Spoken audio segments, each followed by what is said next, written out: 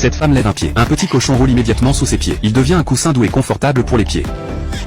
Le carpe de 80 ans est sa domestique personnelle. Le flamand rose aux longues jambes est son club de golf. Le hérisson un peu gros. En tant que balle de golf, les petits animaux dans ce château ont tous des postes de travail spéciaux. Elle est la reine rouge impitoyable. Elle a un énorme dragon noir qui n'obéit qu'à elle. Et un aigle rouge à tête rapide. Plus un ours blanc féroce. En fait, quand la reine rouge était petite, sa tête était normale. C'est parce que sa sœur la reine blanche a volé des biscuits et a poussé les miettes sous son lit. Quand la mère les a interrogés pour savoir qui a volé. Mais la reine blanche a menti. Ainsi, elle est devenue celle qui a volé le gâteau. Furieuse et blessée, elle est sortie en courant. Mais accidentellement, elle a heurté un marchepied. Même les statues au-dessus ont tremblé sans cesse. Soudain, sa tête est devenue énorme. Quelques années plus tard, elle s'apprêtait à hériter du trône. Mais à cause de sa tête trop grosse, la couronne a été brisée en morceaux et est tombée par terre. Les gens en dessous n'ont pas pu s'empêcher de rire. Elle leur a ordonné de se taire. Mais ses parents ont pensé qu'elle était trop mesquine et pas adaptée pour hériter du trône. Ils veulent transmettre le trône à la reine blanche. La tête de la reine rouge est devenue encore plus grosse sous la colère.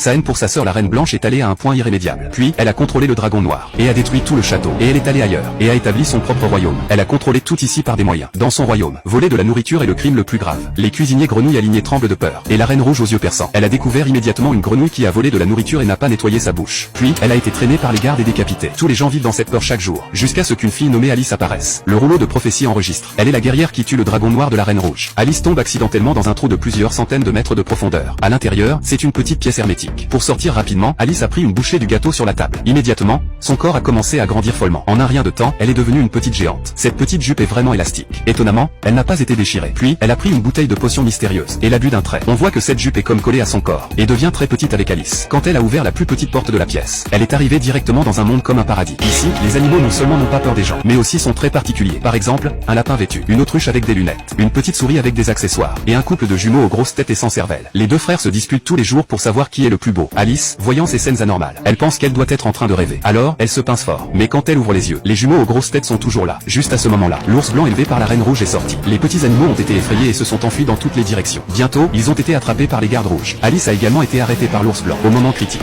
le petit souris chevalier a donné un coup d'épée et a percé l'œil de l'ours blanc. Il a couvert son œil douloureusement et a perdu sa capacité de combat. Alice a profité de l'occasion pour s'échapper. Mais malheureusement, le chevalier borgne a découvert le rouleau de prophétie qu'Alice a perdu. Après son retour, il a rapporté à la reine rouge. Sur le rouleau, il est clairement décrit qu'une fille a tué le dragon noir de la reine rouge. Cela a effrayé la reine rouge. Pour empêcher la prophétie de se réaliser, elle a immédiatement envoyé le petit chien noir de détection et le chevalier borgne pour attraper Alice. De l'autre côté, Alice s'est perdue dans la forêt. Elle a rencontré un chat de Cheshire qui peut voler. Sous la direction du chat de Cheshire, elle a rencontré le chapelier fou dans la nature. Le chapelier fou a vu Alice comme un vieil ami qu'il n'avait pas vu depuis longtemps. Il a invité Alice à participer à leur repas et il a demandé au lapin de lui verser une tasse de thé. Mais après s'être assise moins de 2 minutes, le chevalier borgne et son armée sont arrivés ici. À ce moment-là, tout le monde a été effrayé et désemparé. Mais le chapelier fou est resté calme et a directement donné à Alice une bouteille entière de potions réductrices.